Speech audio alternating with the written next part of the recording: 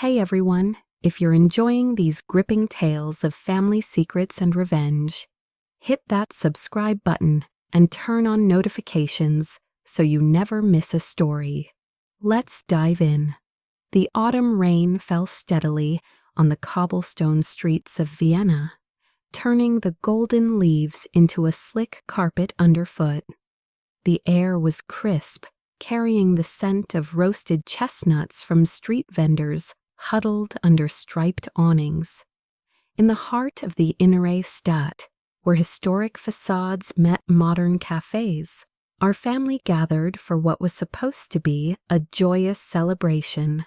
My wife, Elena, had insisted on throwing a party at our elegant townhouse, overlooking the Danube. The invitation read a night of surprises, and little did I know how prophetic that would be. I am Victor Kovacs, a third-generation Austrian architect, whose firm specialized in restoring the city's Baroque treasures. At 42, I had built a life of quiet stability after a childhood marred by my father's iron-fisted control. He, Thomas Kovacs, was a retired banker, now 70, with a penchant for manipulating those around him like pawns on a chessboard. My mother, Greta, had passed away 5 years ago from a sudden illness that I always suspected was exacerbated by his relentless demands. Elena, my wife of 8 years, was the vibrant counterpoint to my reserved nature, a Romanian immigrant who had charmed her way into Vienna's social circles with her art gallery on Maria Hilfer Strasse. The party was in full swing by 8 p.m. Crystal chandeliers cast a warm glow over the high-ceilinged salon, where guests mingled with glasses of Gruner Veltliner. My sister, Lena, was there with her husband, Marcus, a jovial lawyer from Salzburg. Lena, 2 years my junior, had always been the peacemaker in our family, but her eyes held a shadow tonight, as if she sensed the storm brewing. My father sat in his usual armchair by the fireplace, his silver hair impeccably combed, barking orders at the caterers with that authoritative tone that brooked no argument. Elna, radiant in an emerald gown that matched her eyes, clinked her glass to silence the room. "Everyone, thank you for coming. Victor and I have an announcement." She turned to me with a beaming smile, her hand on her flat stomach. "Victor, you're going to be a father." The room erupted in cheers, glasses raised, backs slapped. My father even stood to embrace her. "Finally a heir to carry on the Kovacs name," he boomed. But I stood frozen, the wine turning to acid in my throat. I forced a smile, but inside a chasm opened, because I knew the truth. 3 years ago, after a series of tests, the doctor had confirmed my infertility. Elena and I had agreed to keep it secret, exploring adoption quietly. But this was impossible. As the night wore on, I retreated to the balcony, the cool mist from the river dampening my shirt. The twinkling lights of the Prater Ferris wheel mocked me in the distance. How could she? And why announce it like this? My mind raced back to our marriage, Elena's ambition, her late nights at the gallery, her growing closeness to my father, who had invested heavily in her business. Was it him? The thought curdled my blood. The next morning, over coffee in our sunlit kitchen, I confronted her. "Elena, we both know that's not possible." Her face paled, but she recovered quickly. "Victor, darling, the tests were wrong. Miracles happen." She reached for my hand, but I pulled away. "Don't lie to me. Who's the father?" She burst into tears, collapsing onto the marble island. "It was a mistake. One night, after a fight. It was Marcus." My sister's husband? The betrayal hit like a freight train. Marcus, the affable fool who'd always envied my success. But why? As she sobbed out the details, A drunken evening at a gallery event, mutual loneliness. I felt the foundations of my world crack.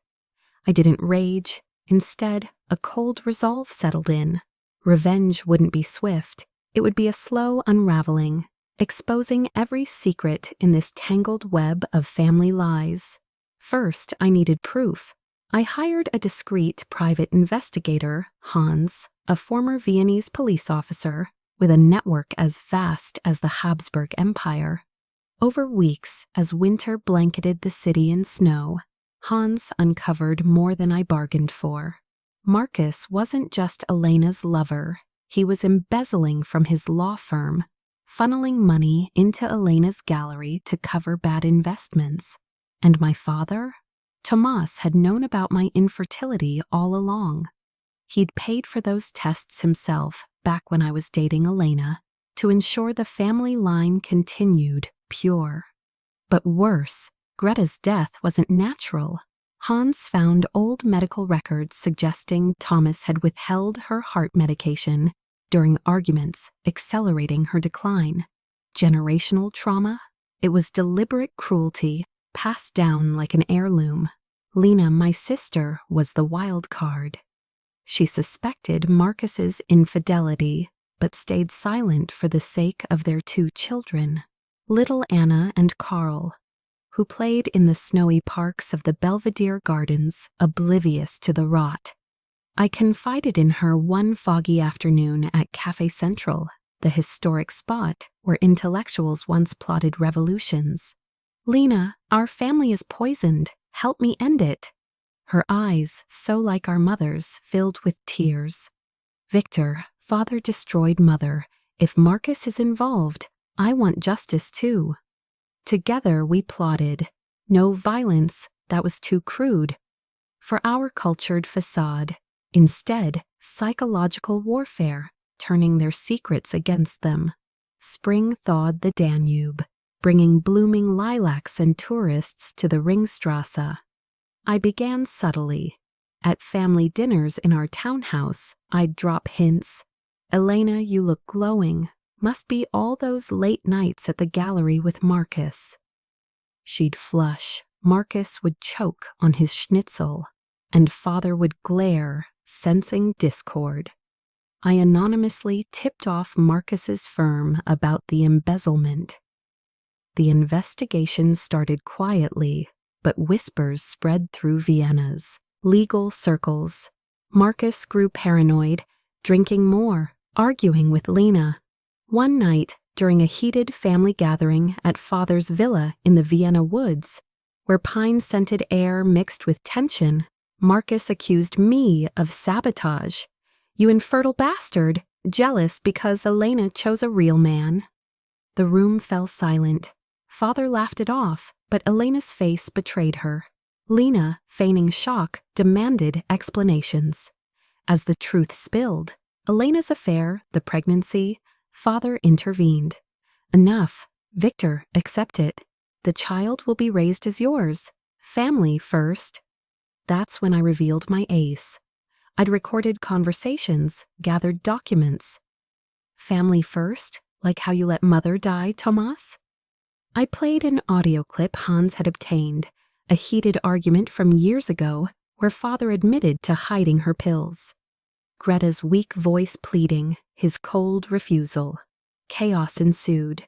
Lena screamed, Marcus bolted, Elena wept. Father, cornered, suffered a stroke that night, collapsing amid the antique rugs. As paramedics rushed him to the AKH hospital, I felt no pity, only the weight of years lifting. Summer brought resolution.